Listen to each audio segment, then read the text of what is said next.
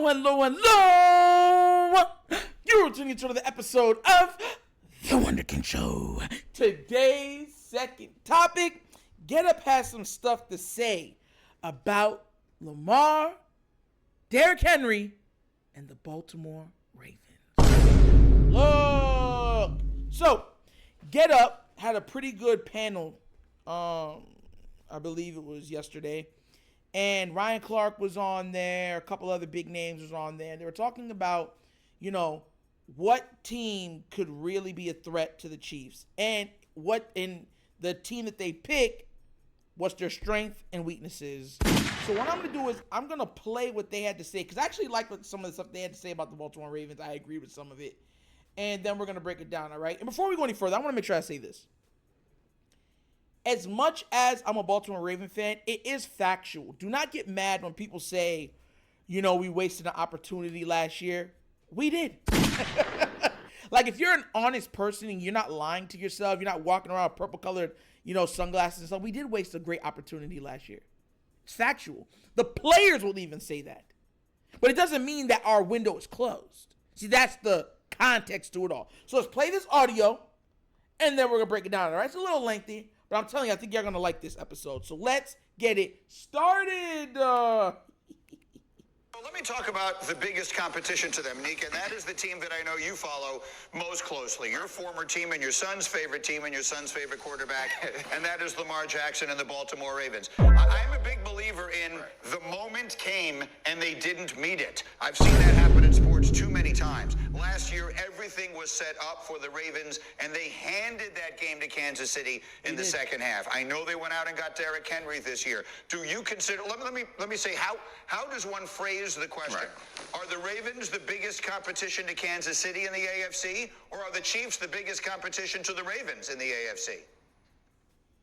Yeah, I think you definitely have to respect that the Chiefs are coming off a Super Bowl and they added receivers. If you want to give any hope to the rest of the AFC, you can point out that the Chiefs have added exciting receivers in the past and it hasn't panned out. And they also have moved on from L'Jarius Sneed, which was an important part of the defense. Yeah, but from the Ravens standpoint, I think that last year was their best opportunity. But before that, Lamar Jackson's other MVP season was their best opportunity. One thing that you can come to expect in Baltimore is that they're going to rebuild. They're the most adaptable franchise in football. They're going to have another good chance, but I do think that they missed an opportunity having that home playoff game against a very weakened Chiefs team. So yeah, they have some regrets, but I'm sure within the next couple seasons they'll still be competitive. The big question is, will their defense be able to survive post Mike McDonald?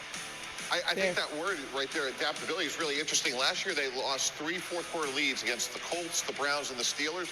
Derrick Henry, to me, let's pass the score and run to win and give Derrick Henry the ball in the fourth quarter, play keep away, and those 3 fourth-quarter losses go to wins. We're talking about a team that really has a chance to go all the way. Yeah, but it doesn't matter if those fourth-quarter losses come to wins in the regular season. Yeah. Right? It's about what you do in the playoffs. This is the way that quarterbacks build legacy. In the end, when we start to assess greatness, it's about, did you help your team win a championship? And right now, Lamar Jackson has done everything else. He is truly one of the best quarterbacks playing the game, one of the best football players in the world. And it's not going to matter until they can beat the Kansas City Chiefs, until they can have the Lombardi Trophy at the end of the season while Lamar Jackson is the quarterback. And personally, I believe they took a step back as a team. I think when you lose a guy like Mike McDonald on the defensive side, you lose a guy who allowed a multitude of players to be the best they'd ever been. Jadeveon Clowney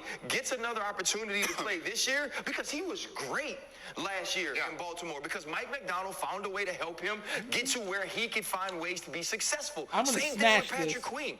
Patrick Queen and Roquan Smith were one of the best linebacker duos in all of football. And so I think that's going to take some time to get this defense back to where it was. And I don't know about y'all, the Baltimore Ravens ain't never had a problem running. I'm not. it wasn't like, oh, they got Derrick Henry. Right. They going to be able to run the ball. Right, right. They've been able to run the ball. But he is a little different, right? That's I mean, that's the he's thing, just right? there's something a little bit different. When you talk about those measurables, Yes. right? Xavier Worthy's got it on one side. Derrick Henry's got it on the That's other. the thing. You go over the last 5 years, they're the number one rushing team in the league by a ton, by 27 yards a game. But how much of that is the quarterback? Well, Exactly. And they don't want it to be the quarterback, That's what I right? mean. Like that's the whole thing. Over that 5 years, who has been their feature back? Nobody. Like they've mixed and matched. So the hope is that Derrick Henry can be the focal point of a run game, so that Lamar Jackson doesn't have to be, and that he can be the finisher in the fourth quarter, so that they can hold some of those leads that they've had trouble holding. We'll see. He's 30 years old. That's. And look, bottom line, for a running back. Kansas City, San Francisco, they've been able to run the ball. McCaffrey, Isaiah Pacheco in high leverage moments. So even in the postseason, when it is about Lamar's legacy, I do think Derrick Henry, like Todd Monken, could rely on that run game a little bit more and be balanced in moments where last year they were really just one-dimensional. Okay, so you heard what he said at the end. I love that. I love that segment. You heard what he said at the end. You were just like, instead of the Ravens being one-dimensional, you know what one-dimensional is? Lamar Jackson centric. That's what that means. This is what we've been arguing about forever. Forever. Like, when the Ravens, everybody knows, when the going gets tough, Lamar, save us. Either we're going to call this play, there's going to be some pressure on you, make everybody miss, and hit somebody, and then if you can't hit somebody, you go run and you go get those yards. That's literally been their winning formula when the going gets tough or when the rubber hits the road. That's literally been it. And what they're saying is Derrick Henry takes that, or a lot of that responsibility, off of his shoulders. Because just like what he just said, right? Pacheco is the running back for the Chiefs. McCaffrey is the running back for the Niners. They can depend on them in high leverage situations to run and make plays. Make plays. All of our biggest running plays come from Lamar. And I know what you're going to say. Oh, well, we didn't use our guys. That's so true. We need to use the guys that we had. So they already paid Derrick Henry. They're not going to do that with Derrick Henry. Hence why I've always been one of those people that said, give me the big name guys, because the Ravens, once they pay you, they're going to use you. What's that one Christian song? Fill me up till I won't come on. I want to run over. Like, bro, it is what it is. That's what the Ravens do. This is why I try to tell people sometimes when I call out stuff and then I get like backlash. And I'm like, bro, context. The Ravens do what the Ravens do. It's not hard to call out their actions when they do it all of the time.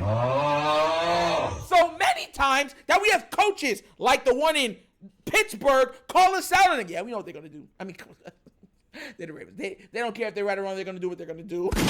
Hey, come on now, man. I laughed at another part of this, and I've touched on this plenty of times, but I did laugh. When RC said, oh, Lamar Jackson's done everything that you could possibly accomplish in this league, but none of it will matter if he doesn't win a title. Now, look, I fully agree on the notion that his race is not yet completed, right? Because I've already said on this platform that Lamar will retire with at least 2 championships under his belt. But do you notice how he said he's accomplished everything? Everything. Like he's led the league in passing touchdowns. That's passing, not rushing. For the people that do not know that, right? And on top of that, he's had the best record in the league, best record in the AFC. You know what I'm saying? A 2-time MVP. You know where I'm coming from? And he could have been Offensive Player of the Year in 2019, but we're not going to go there. But whatever. He's done everything but win a Super Bowl. And you saw that none of what he's done matters. Then why does all these other guys' stuff, who hasn't achieved anything, matter? Make it make sense. I always go back to this. It's like, then I can say nothing that Josh Allen does is matter. Nothing that Joe Burrow has done is matter. He didn't say make it to the Super Bowl. He said he has to win it. Now, mind you, I believe that Lamar has to win a Super Bowl too, but it's for a totally different reason than what you guys say. Totally different. I just laugh how he could just write off all of his accomplishments and then be like, yeah, none of it matters unless he wins the title. And I'm sitting there looking at it like, then fine. If that's the way we're engaging these guys, then why do you love Joe Burrow? Why do you love Josh Allen? Why in God's name do you guys love Justin Herbert? Make it make sense!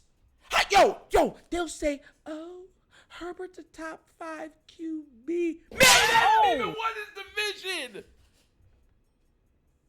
Man has literally had one winning season. And he's had weapons galore. Unlike Lamar. And then when he gets a whole bunch of these stats in the fourth quarter and stuff like that, mind you, he's one of the worst fourth quarter quarterbacks in the league. But when I'm talking about when he's padding stats and stuff like that, oh, but look at his numbers. The same numbers that you hold against Dak Prescott. Oh, whoa. And don't even let me bring up Herbert's playoff game where he was up 27 points. I dare you to give Lamar Jackson a 27-point lead. I dare you. Dare you. Double dog dare you. Triple dog dare you. Quadruple dog dare you. Ow! And then they're going to act like he's a top 5 QB. Get out of here. Like, bro, let me calm down. Let me, let me calm down. It's okay, Paul. It's okay. I get what he's saying. No, for all not, George.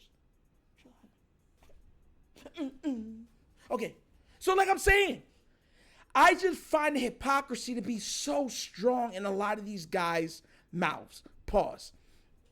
And I come to the conclusion where all of them are going to switch. Like, listen, when I tell you the switch is going to be monumental, it's going to be monumental. But the Ravens need I'd say 2 more pieces. And I think that would be unstoppable. I truly do. If they went out and got Matthew Judon and got a true number 1 to pair with Zay, let's say you had a number 1, like a Devontae or somebody like that. Zay Flowers and Bateman was your 3rd. Woo! Now we're talking. Now they're cooking. Now I can praise God when it comes to that. Purple everywhere. I don't even care. Sing it with me. But we're not going to do that. We're not. So now, we have to hope that they use likely more or correctly. We have to hope that they use Zay Flowers more and correctly. We have to hope that they use Derrick Henry and use him correctly. But we're going to get to see what happens. You know what I'm saying? But it should go without doubt that the Ravens are the biggest obstacle for Kansas City. It really should. And it shouldn't even be an argument. Like, it really should not be an argument, like, at all. But we're going to get to see how they go about it because, like I said before, it's one of those things where when it comes to the Ravens, a lot of people have big talks how we're not this, how we're not that, how we're supposed to take a step back, how the players aren't as good as they were the year before, and this was perfect, and blah, blah, blah, blah, blah. Then when we get on a 10-game win streak or something like that, it's, they have the best team in the league. He has everything. Every time. It's like every time. It's so annoying. But what do you guys think? Are you tired of hearing them talk like this? Do you agree that the biggest threat to the Chiefs are the Ravens? Or are you on the other side saying, no, they're not? It's the Bengals. It's the Bills. It's the Chargers. It's the Jaguars. Heck, it could be the Dolphins. Let me know what you think down in the comment section, all right? But as always, that's the episode of The Wunderkind Show. Thank you for watching. And now we get down. We have fun and we laugh. But everything we talk about rooted in what? Facts and truth. Please do remember, like, subscribe, hit that notification bell, leave a comment. You don't love the comments. If you have not done so already, check out The Wunderkind Show's Patreon. Yes, 3 tiers of content goodness waiting for your consumption. Give it a try. Let me know what you think. And if you'd like to donate to this channel, help out with equipment and such stuff like that, what we're saving for, Starlink. What we're saving for, new camera system. Bottom of the screen, QR code. QR codes to a Cash App. Cash App located in the description of every video that we do. Name of it is money sign The Wunderkind Show. Super easy. But once again, this is The Wunderkind Show. This is your host, Nectar, signing off. And as always, you know my slogan. Peace. And I am out of here. Huh? Yeah. Finish him, Daddy.